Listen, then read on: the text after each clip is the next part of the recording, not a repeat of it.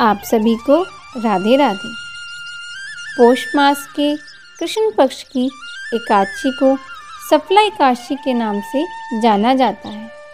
सफला एकादशी अपने नाम के अनुसार ही सभी कार्यों को सफल और पूर्ण करने वाली है। पुराणों में इस एकादशी के संदर्भ में कहा गया है कि हजारों वर्षों तक तपस्या करने से जिस पुण्य की प्राप्ति होती है वह पुण्य भक्ति पूर्वक रात्रि जागरण सहित सफला एकादशी का व्रत करने से मिलता है। इस दिन दीपदान करने का भी बहुत महत्व बताया गया है। साधक को इस दिन उपवास रखकर भगवान श्री हरि विष्णु की विधिवत पूजा और आरती करनी चाहिए। एक बार महाराज युधिष्ठिर जी ने पूछा, हे जनार्दन, पौष कृष्ण एकादशी का क्या नाम है? उस दिन कौन से देवता का पूजन किया जाना चाहिए और उसकी क्या विधि है? कृपया मुझसे कहिए। तब भगवान श्री कृष्ण बोले, हे युधिष्ठिर, मैं दान, स्नान, तीर्थ, तप इत्यादि शुभ कर्मों से शीघ्र प्रसन्न नहीं होता, जितना कि एकादशी व्रत करने वाला मुझे प्राणों के समान प्रिय लगता है। पौष मास के कृष्ण पक्ष की एकादशी का नाम सफला है। सर्व कार्यों को सफल बनाने वाली है। इसमें भगवान नारायण की पूजा की जाती है। ऋतु के अनुसार फल, फूल तथा धूप इत्यादि से भगवान का पूजन करना चाहिए। महात्म्य की कथा भी कहता हूँ, प्रेम से सुनो। चंपावती नगरी में एक महिष्मान नाम का राजा राज्य करता था। उसके 4 पुत्र थे। बड़े पुत्र का नाम लुम्पक था। वह बड़ा दुराचारी था। मांस, मदिरा, परिस्त्री गमन, वैश्याओं का संग इत्यादि कुकर्मों में लगा रहता था।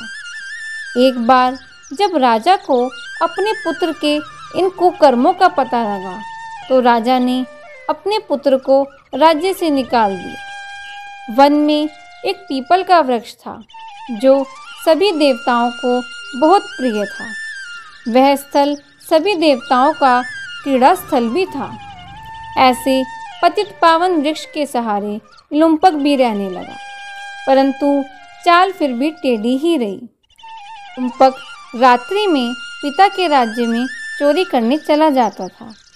पुलिस पकड़कर छोड़ देती थी।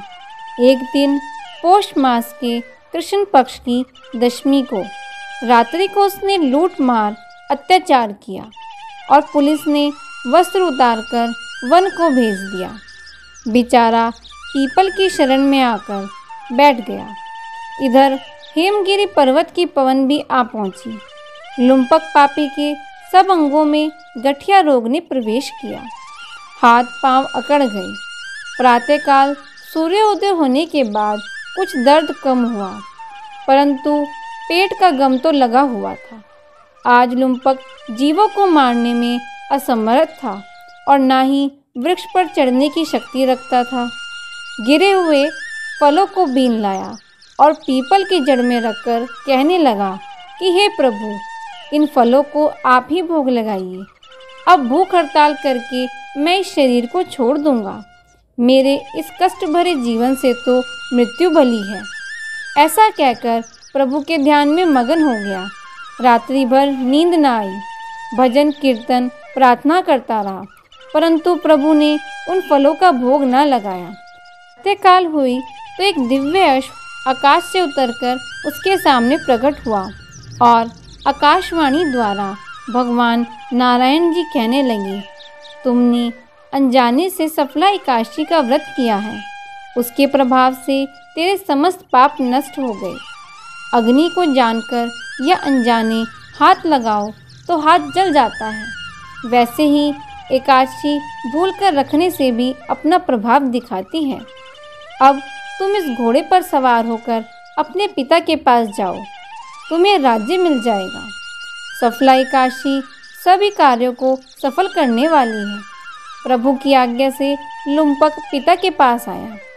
इधर पिता ने उसको राजगद्दी पर बिठाकर आप वन में तप करने चले गए। लुम्पक के राज्य में प्रजा सब एकादशी व्रत विधि सहित करने लगी।